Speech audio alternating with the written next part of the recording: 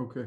And to Dr. Riaz, should we be partaking in our regular activities, our normal activities? If I feel good and I'm don't have any symptoms and I think I'm fine, can I go to a birthday party, or am I, should I be able to visit, my family and friends like I would routinely? What should I be doing, and what should we be doing as, individuals here in the community?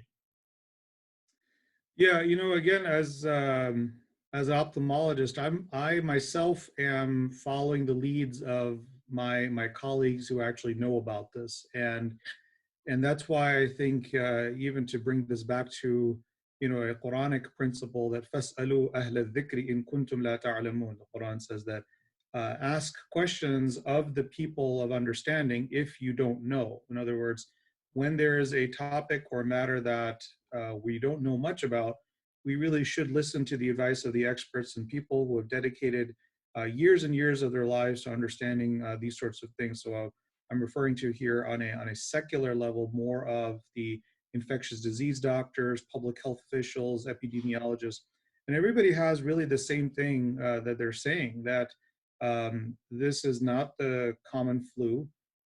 This can be extremely dangerous, especially to older people, but even younger people. I know a good friend of mine, a Muslim brother who's an ophthalmologist in New York, who's in his 40s, who's currently intubated and on life support right now. And young guy, just was doing fine and started having the symptoms as of March 18th. So that's really the scary thing. And so to answer your question, I think what we should be doing right now is not having any, first of all, no one should be having a birthday party. Anybody who is should be, slapped upside the head type of thing if they're inviting people or gathering. And that's sort of the very scary thing, is that even here we see locally here in Oklahoma City, yes, it's not as bad as New York and other places in the country. But I think it's the calm before the storm. It very well could be, and people are not taking social distancing very seriously. And what I fear is that our healthcare system here locally is way behind what we have in other parts of the country. So New York, as bad as it is actually doing okay because they have so many hospitals and so many health centers. Here in Oklahoma City, we have very few large major medical centers. There's OU, Mercy, Integris, and Baptist, these types of places. But so I think the biggest thing that we can do right now is to heed the advice of people who are much smarter than us and people who know what they're talking about. Stay at home, spend time with family, catch up on things we've all been meaning to do. How many of us have wanted to say that, man, if I had a week or two, I could catch up on this project or do this project and that type of thing. And then even just to bring it to more a religious level, I'm sure we'll talk about this more as this conference goes on, but with Ramadan coming up, I feel like this is really, Allah has given us an opportunity to make i'tikaf at home.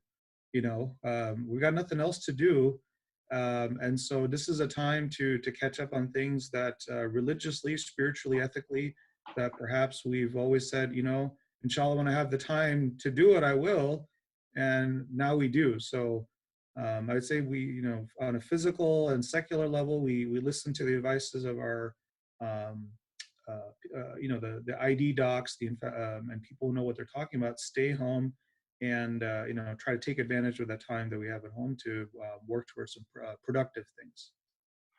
Now, I like that segue into the religious aspect.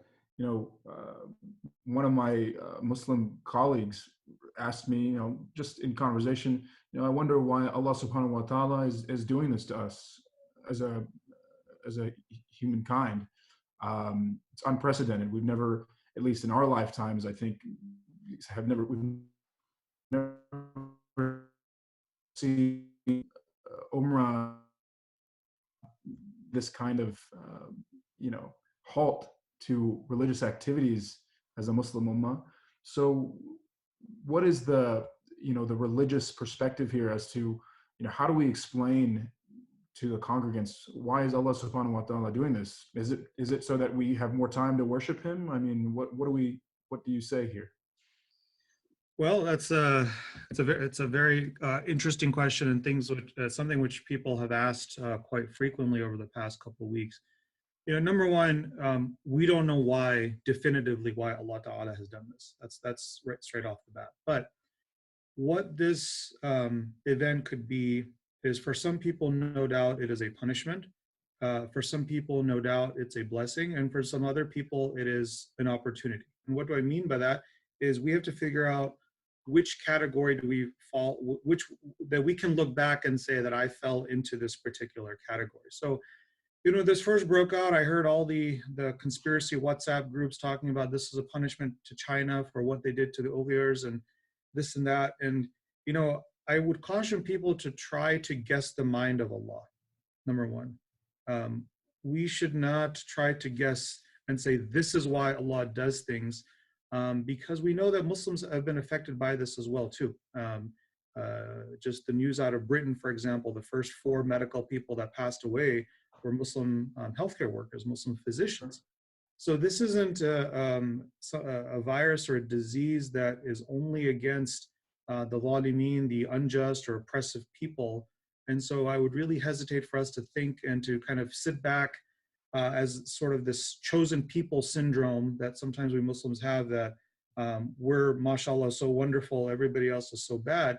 That's a very dangerous mentality to have. So we don't know why exactly this happened, other than that this happened not because, hasha lillah, Allah forbid, he lost control of the universe. Sometimes some people think that the universe is like a ball that Allah holds in his hands, and every now and then it kind of slips out of his hands and he has to go chase it down.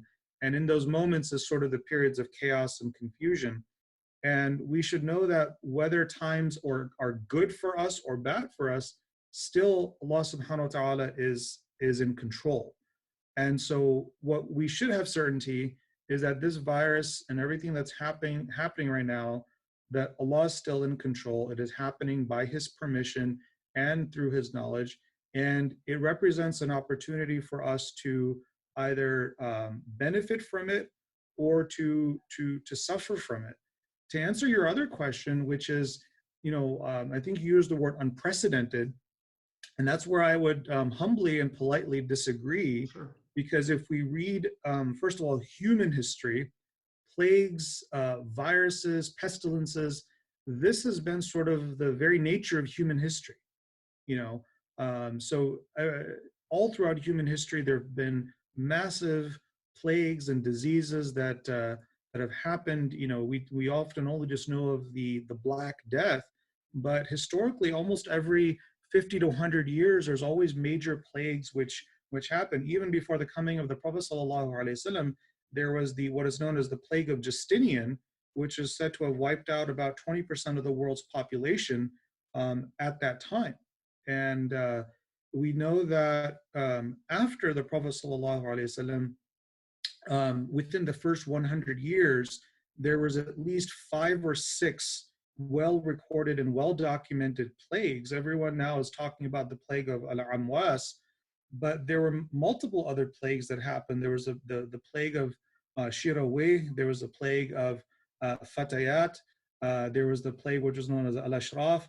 There was at least 5 or 6 plagues that have been documented that were quite devastating. And the one plague there was a plague in Basra where they said for 3 days in a row, 70,000 people died, to the point where they couldn't bury the people, they just collapsed the homes over them.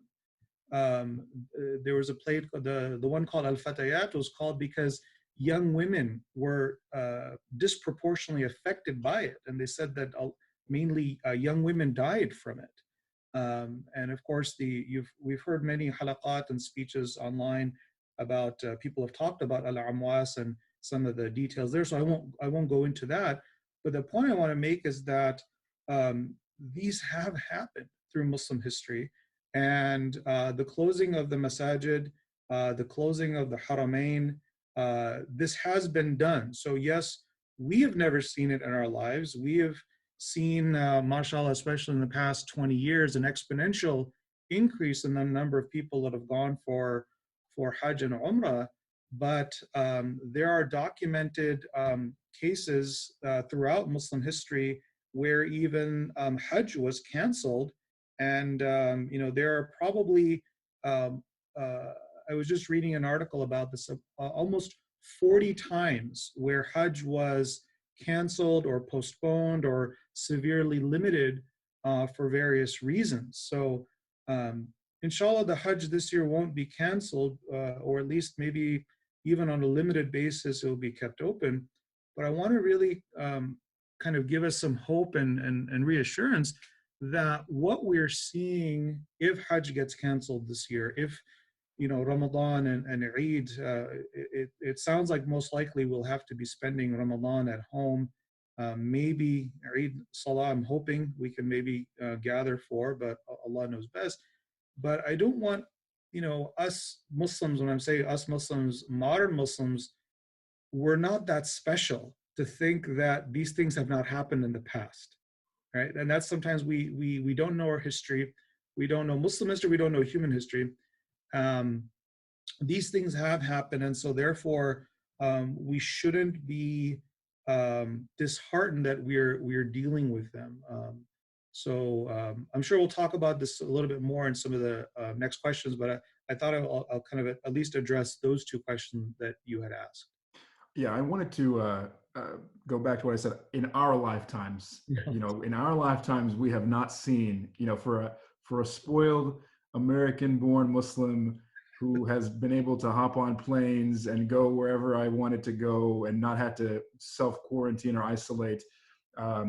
This, to me and people in my generation, I can speak for, at least, is unprecedented. But to your point, yes, the history does show that we have had a number of plagues that have limited access to Hajj and the Haramain.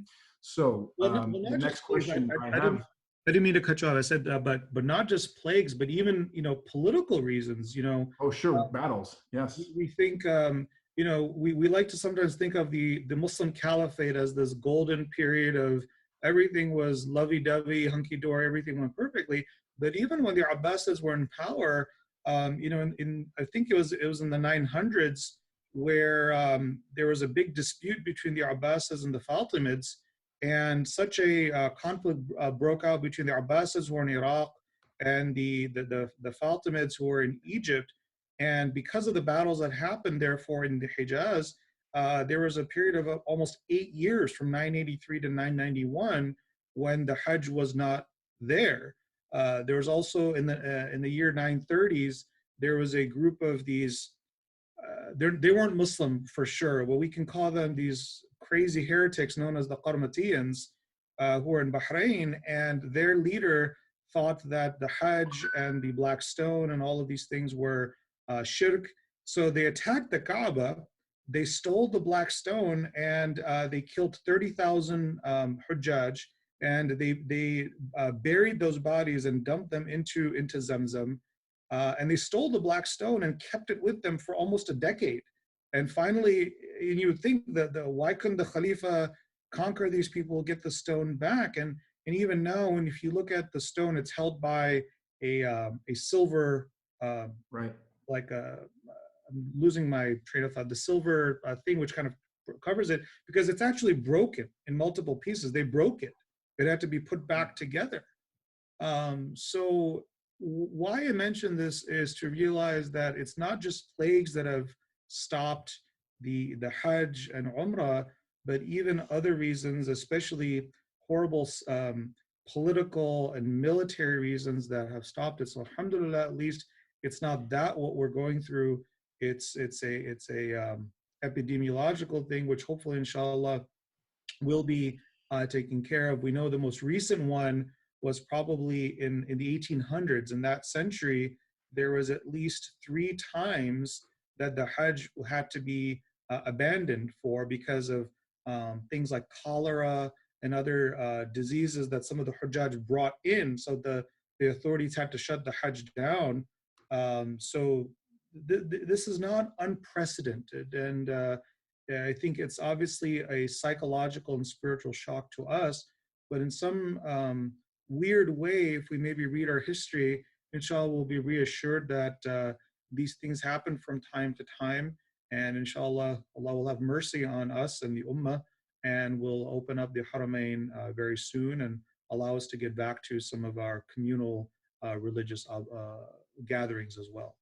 So, in that line of discussion, how do we here in Oklahoma City and even in the United States, for those of us that we're not going to go to Umrah or Hajj, how do we maintain our community, a sense of community, when the public health officials and our leaders are telling us, do not congregate, do not go to masjid, stay inside? How do we maintain community being locked away kind of at home? That's a great question, and that's something I think we're all brainstorming and now kind of thinking outside the box to find ways to do that. I think for those of us, who, mashallah, are fathers, it's now putting more of a responsibility as the head of the household. A lot of times Muslim men, we like to thump our chest that I'm the head of the family and this and that. Well, now it's time to walk the walk, brothers. It's time to, take care of, not only protecting our families and this and that, but making sure that, salah is established, making sure we are now the teachers for our children in terms of their Islamic education, tarbiyah, and all of that. And a lot of times we're kind of outsourcing these jobs to the local masjid, the schools, and that type of thing. So I think this is actually an opportunity for us to be more involved in our families, in our kids' education.